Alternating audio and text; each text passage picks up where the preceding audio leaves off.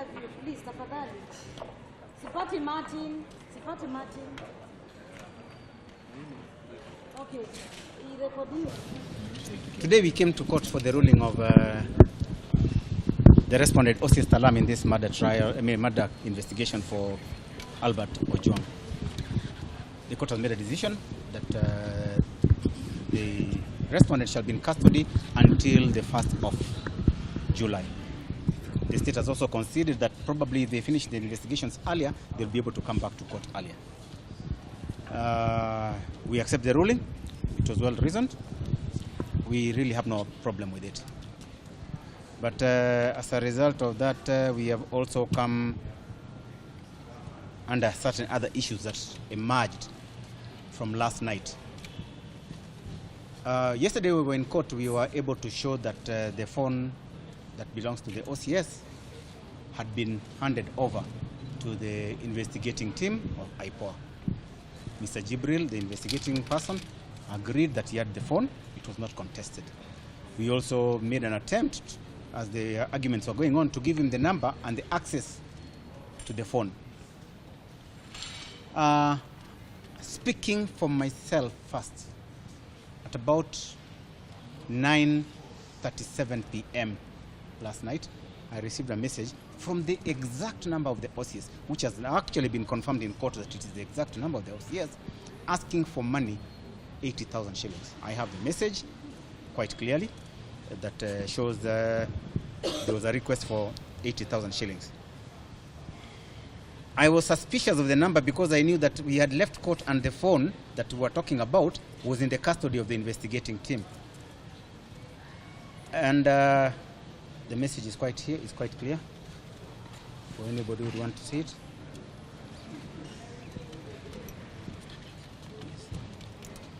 So I was suspicious and I said this cannot be true because I know the phone has been with the investigating officer. Because of course we believe that there is some integrity and we believe that there are people who are, we should be able to respect that they will keep what they call exhibits and other data that has been collected.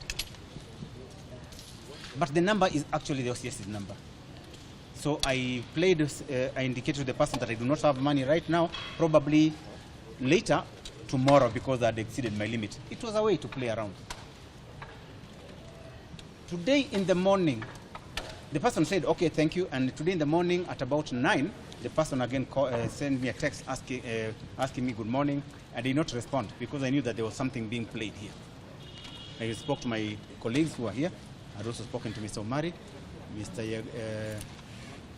Counsel here, Kiton had also spoken to Mr. Jibril, who had actually apologized, but he will be able to explain that by himself.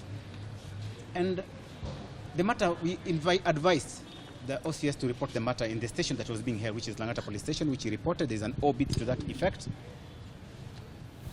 This message did not only come to me. Other family members, as will be told by other councils, have also received the messages that asking for money. While we were wondering why there was a fundraising to that effect, the OCS is actually shocked and has started the process after the report. The court has asked Mr. Jibril to come to court on Friday at 11 a.m. to explain or to talk about or to shed light about it. But in the same breath, we'll be saying that the matter be investigated by Langata Police Station or the DCI in Langata, because in any case, Mr. Jibril, who has the phone, needs to come and explain a few things about it. So he cannot investigate himself in his own matter. So far, that's what we can say. We are actually surprised the Independent Policing Oversight Authority are the people who are now compromising the integrity of the gadget belonging to our client. Because as my seniors stated that so many people have received messages soliciting for money from our client's mobile phone, and the last time we were before court, it was on record that the said gadget had been handed over to IPOA.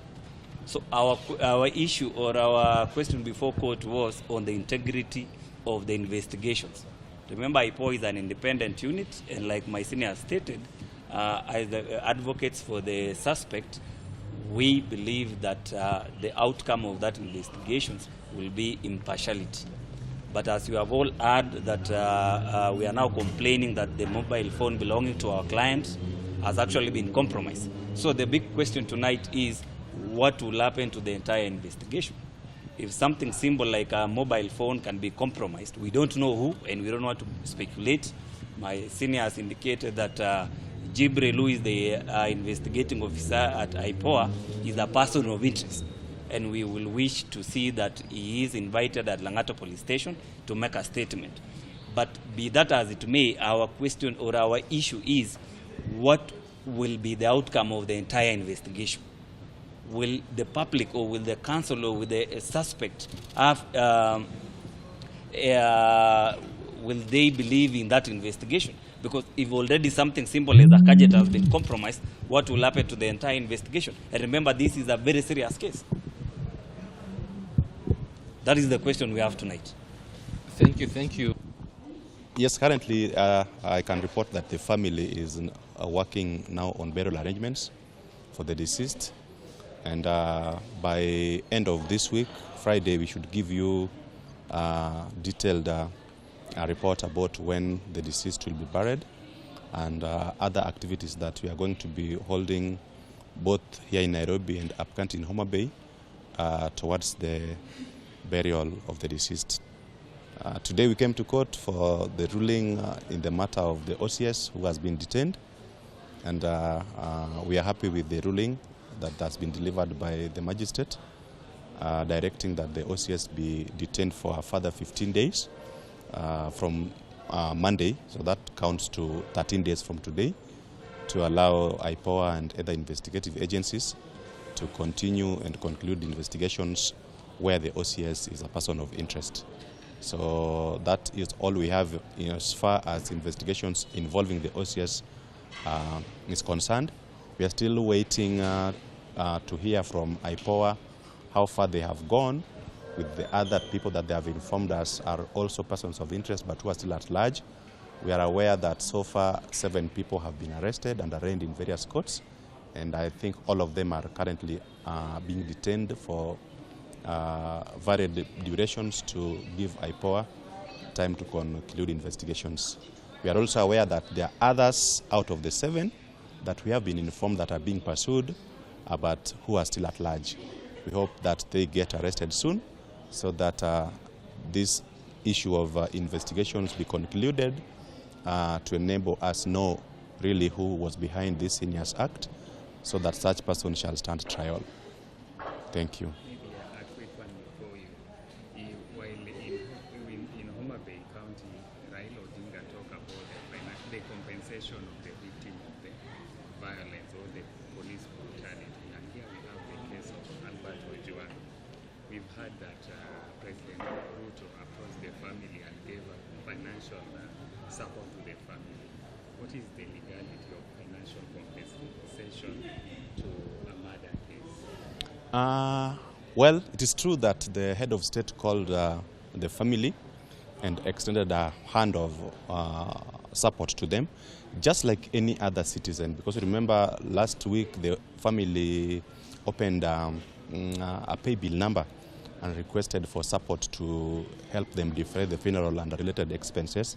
And so in that regard, it is true that the head of state extended a hand of help to them. And also Raila Odinga, Honorable Raila Odinga also extended a hand of help to the family by donating some money. And every other Kenyan is welcome. Now, but it should be understood that that is not compensation. There's a difference between compensation for the heinous death of our friend and any financial support that anybody in their personal capacity can give to that family as at now. So yes, whereas it is true various people, including wananchi wa kawaida, have come up to support the family with various donations, that is not compensation. Compensation is anchored in law, and the family of the deceased and any other family who has, that has lost a member, has lost a kin in the manner similar or closely similar to the manner in which we lost Albert, is free under the law to file a case in the High Court and pursue justice and pursue compensation for the loss of their kin. So that with regard to the case of Albert, we have not reached that point where we say that we are now filing a suit in the court for reparation. No, we have not reached that point yet. But when we finally reach that point, we will definitely do the needful. If the family decides that they want to file a case to seek compensation for them for the loss of their son, definitely they are entitled under the law. And when they give us such instructions, we will file the relevant suit papers.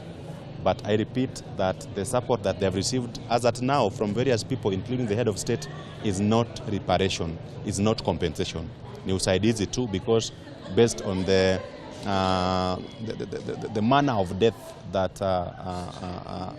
the deceased suffered, certainly there will be huge financial resources required.